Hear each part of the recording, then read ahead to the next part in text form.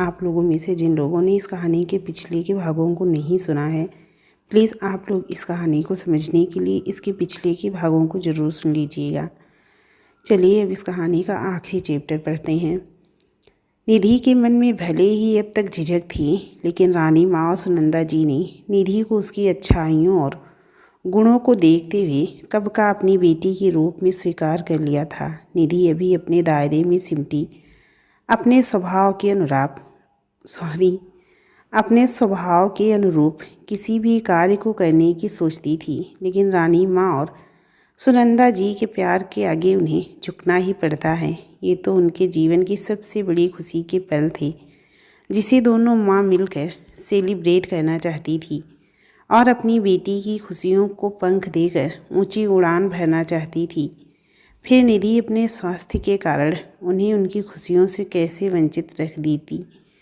कार्तिक जी से दूर होने के बाद आज पहली बार था जब निधि महल में अपने बच्चे के लिए दी गई पार्टी और शोर शराबे में शामिल होने जा रही थी।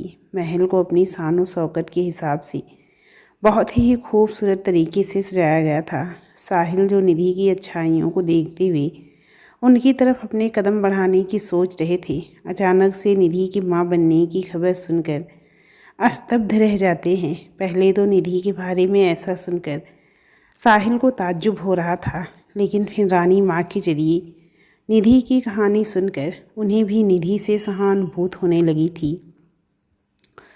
डॉक्टर दीपाली निधि के बारे में सब कुछ जानते हुए भी कार्तिक को न बताने की गिल्ट की वजह से अपने आप में शर्मिंदगी महसूस कर रही थी। लेकिन अब उन्होंने फैसला कर लिया था कि वो चाहे जैसे भी हो, कार्तिक को निधि की गोद भराई समारोह में ज़रूर लेकर जाएंगी और इसके लिए अब उन्हें कार्तिक को हिम्मत करके पार्टी में चलने के लिए कन्विंस करना था।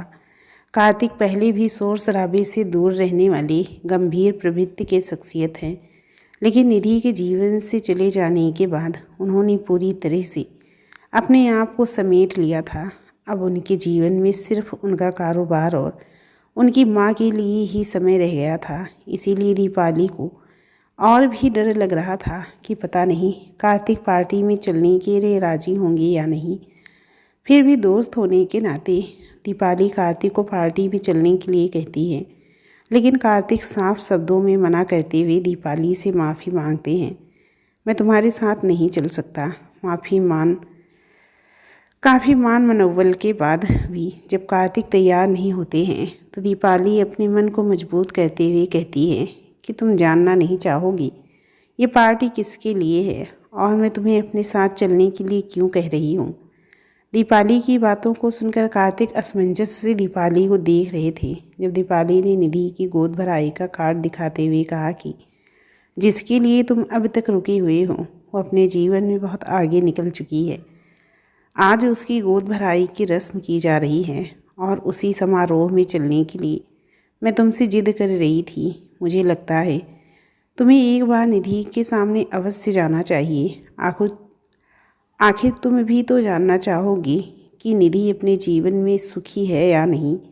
दीपाली की बातों को सुनकर अचानक से कार्तिक को चक्कर सा आने लगा था। बगल में रखी हुई चेयर को पकड़ते हुए वो चुपचाप उस पर बैठ जाते हैं। डॉक्टर दीपाली भी अब अपनी बातों पे विराम लगाते हुए पानी का गिलास कार्तिक की तरफ बढ़ाते हुए कहती हैं कि कार्तिक, मुझे माफ़ कर दो। मैं निधि के बारे में पहले से जानती हूँ। निधि जब पहली बार अपनी प्रेगनेंसी के चेकअप के लिए मेरे हॉस्पिटल में आई थी, तभी मैं तुम्हें ये बात बताना चाहती थी, लेकिन तुम्हारी हालत को देखते हुए मैं फैसला नहीं ले पा रही थी कि इस वक्त तुम्हें ये बात बताना सही होगा या नहीं। लेकिन अब मैं इस गिल्ट का बोझ अपने सर पर और नहीं उठा सकती। मैंने जो गलती की है उसके पश्चाताप के लिए मैं तुम्हें एक बार निधि के सामने ज़रूर लेकर जाना चाहूँगी। मैं चाहती हूँ कि तुम निधि को आगे बढ़ते हुए देखो और अपने जीवन के बारे में भी कुछ सही फैसला लेने के लिए अपने आप को तैयार करो। एक दोस्त होने के नाते मैं तुम्हें इस तरह से घुट घुट कर जीते नहीं देख सकती। अब तो तुम्हारे जीवन में निधि के इंतज़ार करने की कोई वजह नहीं बची है।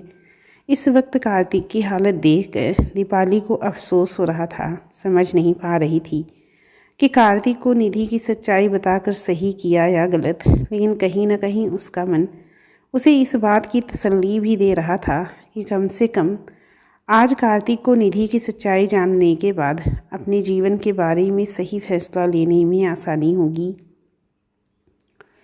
अब तक कार्तिक के दिल में कहीं ना कहीं ये आस बंधी हुई थी कि निधि उनके पास वापस लौट कर आएगी, लेकिन आज प्रत्यक्ष रूप से दीपाली के मुंह से निधि की गोद भराई की रस्म के बारे में सुनकर कार्तिक स्तब्ध हो गए थे।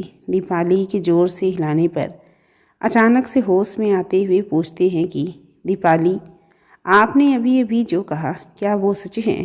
कार्तिक को ऐसे उजड़ा हुआ देखकर दीपाली को अच्छा तो नहीं लग रहा था, लेकिन जो सच था वो आज नहीं कल कार्तिक के सामने तो आना ही था, और इस परिस्थितियों से कार्तिक को एक न एक दिन रूबरू होना ही था। परिस्थितियों की नजाकत को समझते हुए दीपाली कार्तिक के कंधे पे हाथ रखकर उन्हें हौसला देते हुए कहती है, कार्तिक, जब निधि को अपनी पत्नी होने का अधिकार दिया ही नहीं, फिर वो किस उम्मीद से आपसे जुड़ी रहती?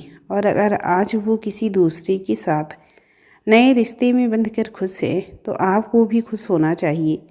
आखिर आप भी तो यही चाहते थे कि निधि जहाँ कहीं भी हो खुश रहे। फिर आज अचानक से ये बात जानकर आपको इतनी तकलीफ़ क्यों हो रही है? दीपाली की बातों को सुनकर कार्तिक अपने दिल को कठोर बनाते हुए मन ही मन फैसला लेते हैं कि उन्हें निधि के नए जीवन के लिए खुश होना चाहिए। दीपाली काफ़ी का मग कार्तिक के सामने रखते हुए माफ़ी मांगते हुए कहती है कि कार्तिक, मुझे माफ़ कर दो। एक दोस्त होने के नाते मुझे जो सही लगा मैंने वो किया, लेकिन तुम्हारे दिल को इस बात से इतनी ठेस लगेगी, इस बात का मुझे अंदाज़ा नहीं था।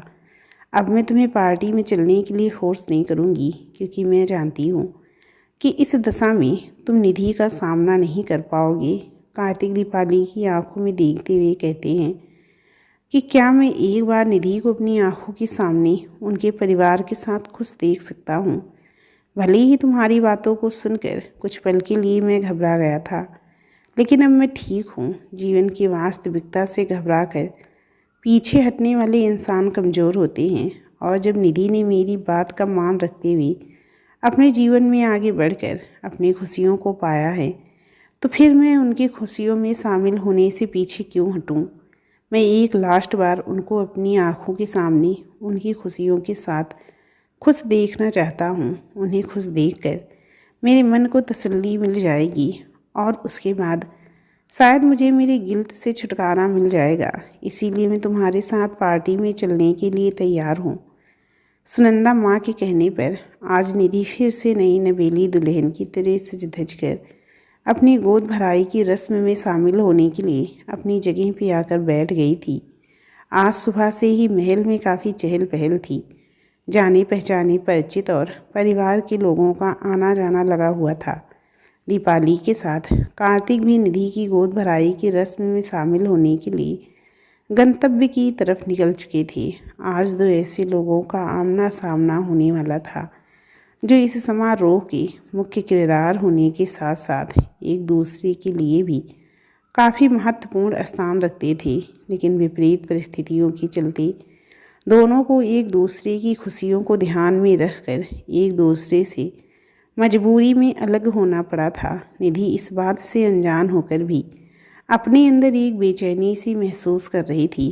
कार्तिक अपने अंदर की बेचैनी को महसूस करने के बावजूद भी निधि की खुशियों में शामिल होकर अपने मन का गिल्ट दूर करना चाहती थी। पहली बार जिन परिस्थितियों में दोनों का विवाह हुआ था उसे स्वीकार करके दोनों ने अपने रिश्ते को मन से मंजूरी देने की कोशिश की थी, लेकिन आज एक बार फिर से कहना दोनों को मिलाने की भरपूर कोशिश कर रही थी। ईश्वर ही जानता था कि दोनों की किस्मत में आगे क्या लिखा है। गोद भराई की रस्म शुरू हो चुकी थी। लोगों का आना जाना शुरू हो गया था। कार्तिक जैसे जैसे महल के करीब पहुंच रहे थे, उनकी धड़कन रफ्तार पकड़ रही थी। निधि का सामना होने के बारे में सोचकर ही उनकी धड़कन बगावत पर उतर आई थी। भले ही उन्होंने निधि की गोद भराई की रस्म में शामिल होने की मंजूरी दी थी, लेकिन मन में एक डर और बेचैनी बनी हुई थी। उन्हें समझ नहीं आ रहा था कि इतने दिनों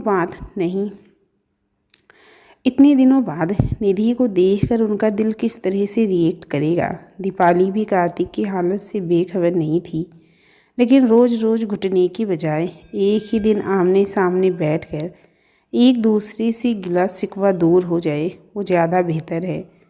इस सोच के साथ आखिर दोनों महल तक पहुंच गए, लेकिन महल से निधि तक की दूरी को पार करना कार्तिक के लिए मीलों का सफ़र साबित हो रहा था। उनके कदम उनका साथ ही नहीं दे रहे थे। उनका हर एक बढ़ता हुआ कदम पहले ही उन्हें निधि के करीब ले जा रहा था, लेकिन उनका मन निधि से दूर जाने की कल्पना मात्र से ही बेचैन होकर उनके कदमों को आगे बढ़ने से रोक रहा था।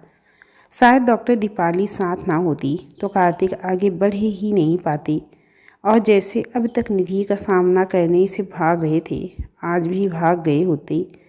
कम से कम उन्हें निधि के वापस लौटने और कुछ सुखद यादों के साथ अपना जीवन बिताने का अवसर तो मिल जाता। लेकिन आज तो उनका सब कुछ उनसे दूर जा रहा है। निधि की यादों पर भी उनका कोई अधिकार नहीं रह जाएगा। ऐसा सोचकर उनकी सांसें उनका साथ छोड़ने के लिए तैयार थी। इस वक्त वो अपने आप को अंदर ही अंदर काफ़ी कमज़ोर महसूस कर रहे थे। उन्हें ऐसा महसूस हो रहा था संसार में शायद उनसे ज़्यादा बदनसीब इंसान कोई नहीं है, क्योंकि जब उनकी खुशियाँ उनके पास थी तब उन्होंने उसकी कदर ही नहीं की। अपनी खुशियों को पहचानने में इतना समय लगा दिया कि खुद के पैरों पर कुल्हाड़ी मार बैठे। वक्त रहते अगर उन्होंने निधि से अपने दिल की बात बता दी होती तो शायद आज ये दिन देखने की नौबत नहीं आती। डॉक्टर दीपाली अंदर पार्टी में पहुंचकर कार्तिक को एक तरफ बैठने का इशारा करते हुए स्वयं निधि से मिलने के लिए आगे बढ़ जाती हैं। वो नहीं चाहती थी कि सब कुछ अचानक से सामने आने से माहौल बिगड़ जाए, इसीलिए वो एक बार निधि से मिलकर कार्तिक के आने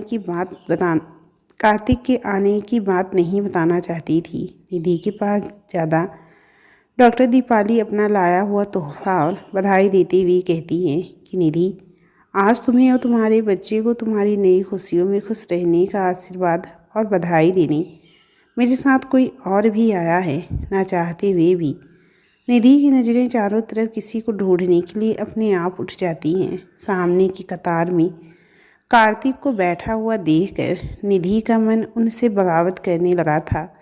उनकी इच्छा हो रही थी कि वो अभी दौड़कर कार्तिक के पास जाएं और उनके गले लगकर अपने मन का सारा दुख आंसुओं के जरिए एक पल में बाहर निकाल दें। लेकिन अगले ही पल कार्तिक की कही बातें कि उन्होंने उन्हें पत्नी का अधिकार नहीं दिया है, याद आते ही वो अपने बढ़े हुए कदमों को रोक लेती हैं। इतने दिनों बाद जब दोनों का आमना सामना हुआ और नज़रें दूसरे से मिली तो दोनों के ही दिल बेकाबू हो गए थे। दोनों अपने अपने दायरों को समझते हुए पास होकर भी एक दूसरे की करीबी को महसूस कर पाने में असमर्थ थे। ना चाहते हुए भी उन्हें अपने मन को कठोर बनाने की कोशिश कर रहे थे, लेकिन फिर भी आँखों से आंसू बाहर आने लगे थे। डॉक्टर दीपाली निधि को इस तरह स्तब्ध देखकर कहती हैं कि निधि, देखो, तुम अपने जीवन में आगे बढ़ चुकी हो, लेकिन कार्तिक अभी तुम्हारे इंतज़ार में वहीं खड़े हैं। एक दोस्त होने के नाते मैं उनकी तकलीफ़ नहीं देख पा रही हूँ। आज मैं उन्हें ज़बरदस्ती यहाँ लाकर तुम्हारे सामने खड़ा करना चाहती थी, जिससे तुम दोनों अपने मन के गिल्ट को हमेशा के लिए भूलकर अपने आने वाले जीवन पर फोकस कर सको।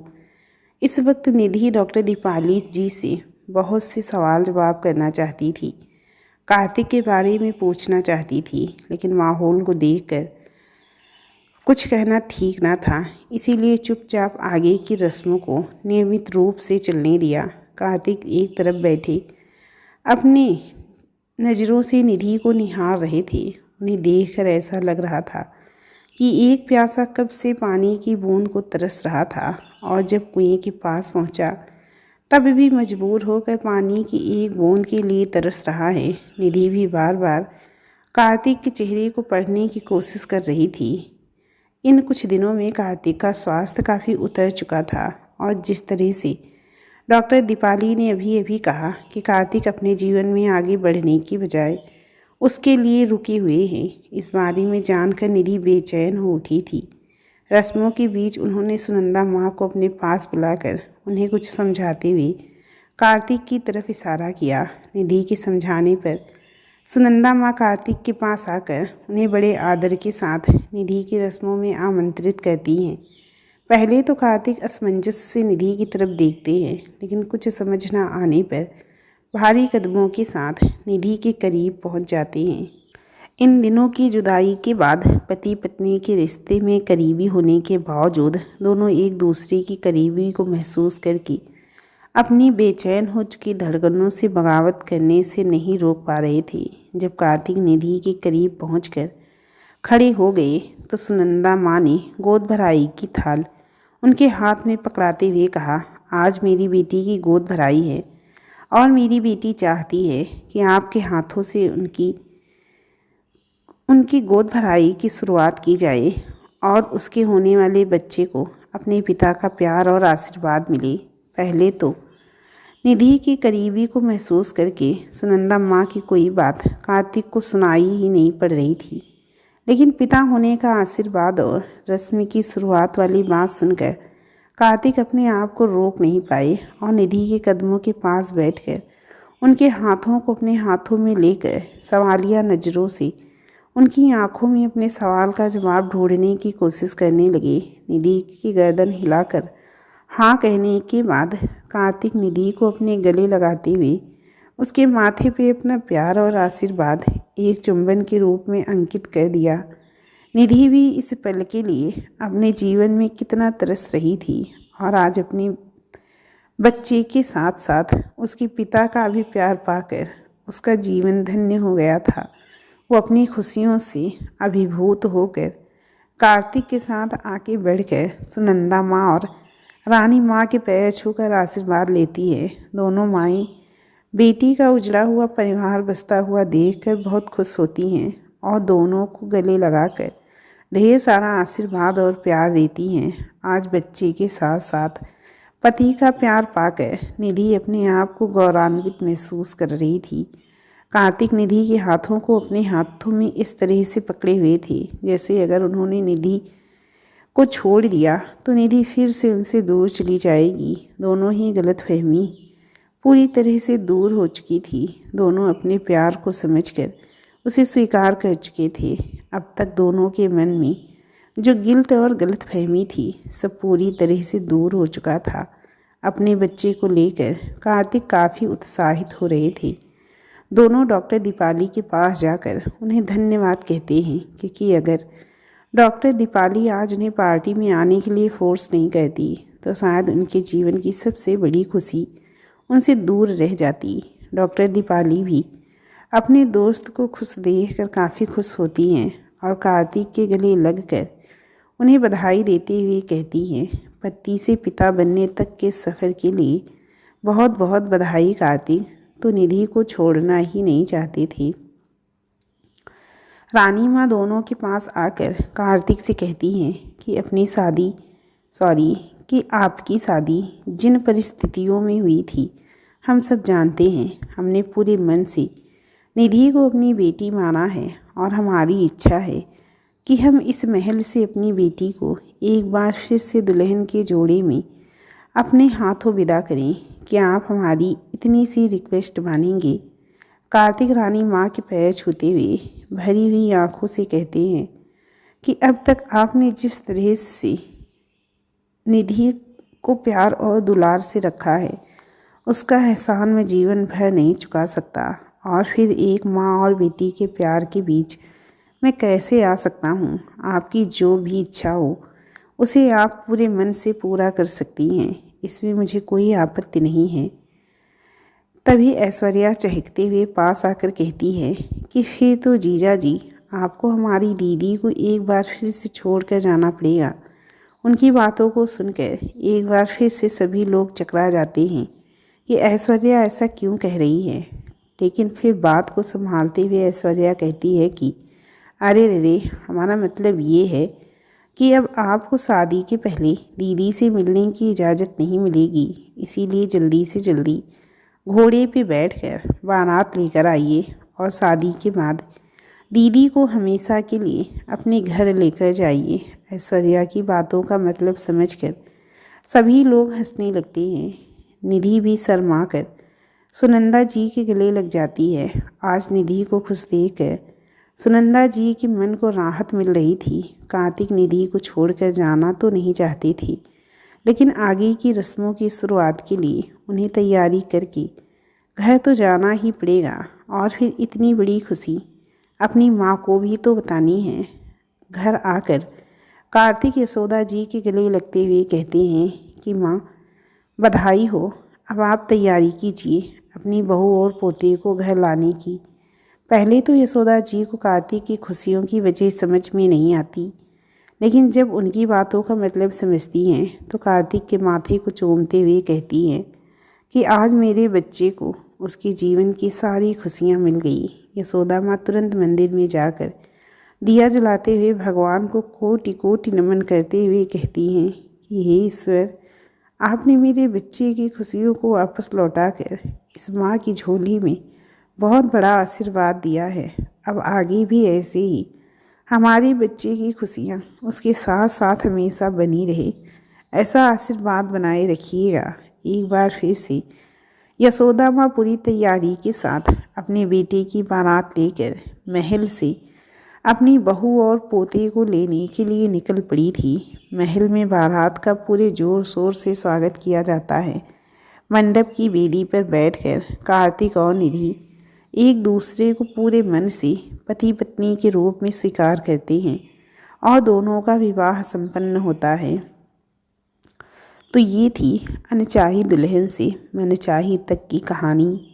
7 जन्मों की महिमा जो हमारे भारतीय संस्कृति को मजबूत बनाती है, जिस बंधन में बंधकर इंसान 7 जन्मों तक एक दूसरे का साथ नहीं छोड़ पाता है। भले ही जीवन में कितनी भी कठिनाइयाँ और परेशानियाँ आए, लेकिन ये रिश्ता पति पत्नी को एक डोर से हमेशा बांधे रखता है। कार्तिक और निधि के मिलन के बाद ये कहानी यहीं समाप्त होती है।